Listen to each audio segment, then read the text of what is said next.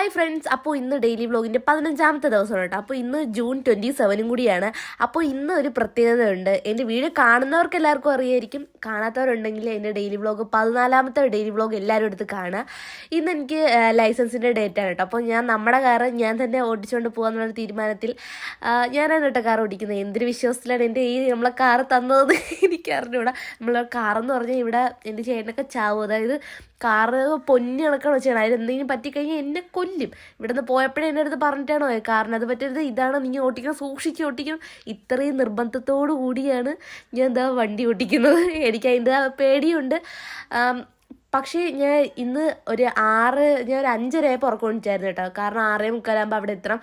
ഒരു ട്രെയിനിങ് ഉണ്ട്. അപ്പോഴത്തേക്ക് അതിനെയും കൂടെ കണക്കാക്കി വേണം നമുക്ക് അവിടെ എത്താനായിട്ട്.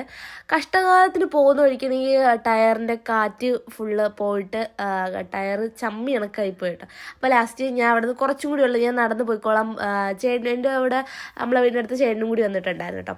അപ്പോൾ അങ്ങനെ പോയി ഞാൻ നടന്ന് അവിടെ എത്തി കേട്ടോ. അവിടെ എത്തി ട്രെയിനിങ് കഴിഞ്ഞു. എന്നിട്ട് നേരെ എല്ലാവരും അവിടെ ഇരിക്കുകയായിരുന്നു, അതായത് നമ്മൾ ഇത് നോക്കാനായിട്ട്. എന്നിട്ട് എനിക്ക് 8 എടുക്കാനായിട്ട് ഞാൻ 8 എടുത്തിട്ടോ. ഞാൻ പാസ്സായിരുന്നു. എന്നിട്ട് ആ തിരിച്ച് വരുന്ന വഴിക്ക് ഞാൻ ഒരു ലൈം കുടിച്ചു. ഞാൻ രാവിലെ തൊട്ട് 11 മണി വരെ ഞാൻ ഒരു വക കഴിച്ചിട്ടില്ല, ഒരു തുള്ളി വെള്ളം പോലും കുടിച്ചിട്ടില്ലായിരുന്നു.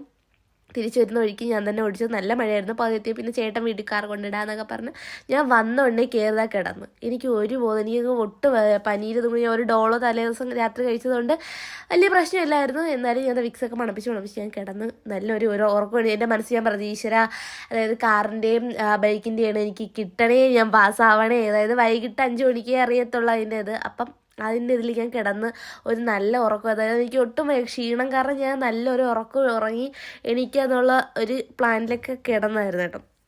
അപ്പോൾ ഒരു 4-4:30 ആ ടൈം ആയപ്പോഴത്തേക്ക് റിസൾട്ട് അറിയാൻ പറ്റും. ഞാൻ പക്ഷേ 5 മണിക്കാണ് ഞാൻ ഉറക്കം എണീക്കുന്നത്. വിജയശീലാണെങ്കിൽ എന്നെ പ്രാങ്ക് ചെയ്യാൻ വേണ്ടിയിട്ട് ഞാൻ ഒരെണ്ണത്തിന് പൊട്ടിയെന്ന് പറഞ്ഞ്. പക്ഷേ ഞാൻ എടുത്ത് നോക്കിയപ്പോഴത്തേക്ക് 2 ഞാൻ പാസ്സായി. അതിൻ്റെ സന്തോഷമുണ്ട് എൻ്റെ ഈ മുഖത്ത് കാണുന്നത്.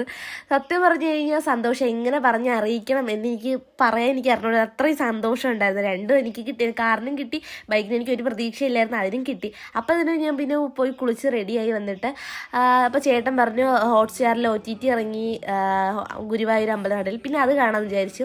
അപ്പോൾ നമ്മുടെ വീഡിയോ എല്ലാവരും കണ്ടിട്ട് എല്ലാവരും ലൈക്ക് ചെയ്യാനും സപ്പോർട്ട് ചെയ്യാനും മറക്കരുത്.